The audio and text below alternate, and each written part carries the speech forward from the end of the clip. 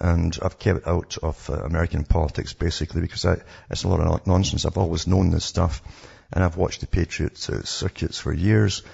They always give a leader. I've told people this many times. They always give you a leader to follow, and they say all the sort of the words that are imprinted in your mind, basically. They'll say them all, the right little things. Constitution's mentioned often, the Federal Reserve, etc.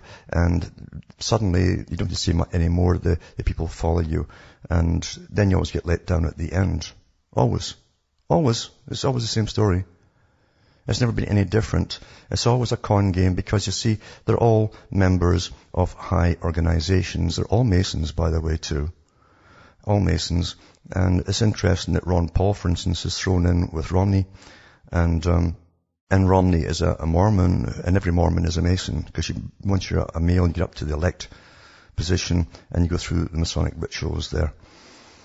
So it's astonishing that the people all follow, and then the fighter that you've backed, the boxer, basically, he just doesn't throw in the towel.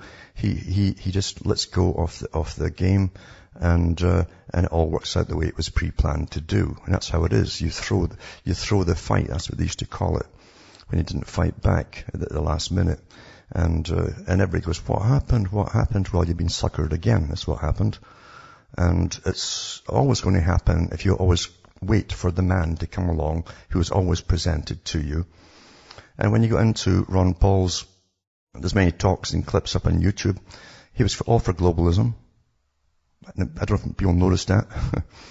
He basically was going through with the same projects as the New American Century were all for, including the new monetary system for the world. I don't know if people know that. They wanted a gold standard monetary system for the world because, you see, the IMF runs on gold standard. And many other things tie in with it as well. But people who are blinded by the occasional words like democracy or the republic or Federal Reserve and patriotism, this buzzwords, you see, that trigger responses in the person emotionally. They're oblivious to everything else that's going on. And Romney also, of course, he had the political action committee that backed him. A lot of ex-members of them were from Romney's team. And they were based in Romney's own area in Salt Lake City.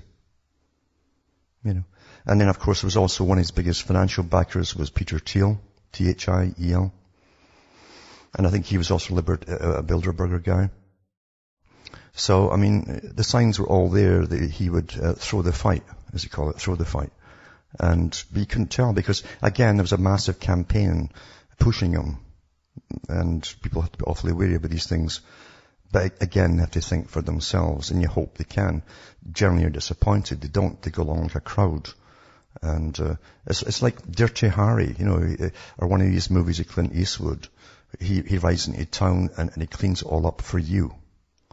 And when you're expecting that, you're going for a downfall every time because life doesn't happen that way. You all have to be your own champions. I've said that for years.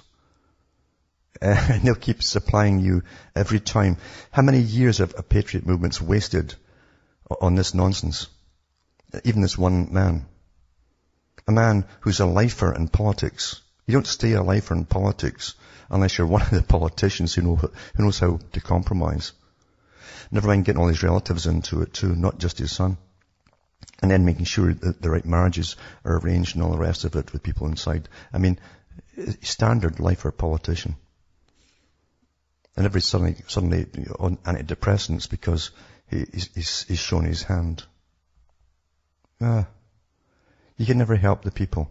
I've watched them bring forth one after another for the Patriot crowd, and the same thing happens for many, many, many years. And there's a whole Patriot movement basically geared towards that. And then the next one will make you waste another 5 years, or even if it runs twice, 10 years or whatever of your lives, just waiting and waiting and waiting. You've got to catch on to the cons that are going on. If you can't, then it's over, isn't it? It's over. So he sucks you guys right in. So consider yourself sucked. really didn't want to hear that. Those fucking piece of shit banks. See one more asshole on TV talking about people collecting unemployment that they actually paid into, and they don't go off on these bankers who stole $1 trillion. It's just beyond me. You know, it's almost like they're running shit. Fuckers.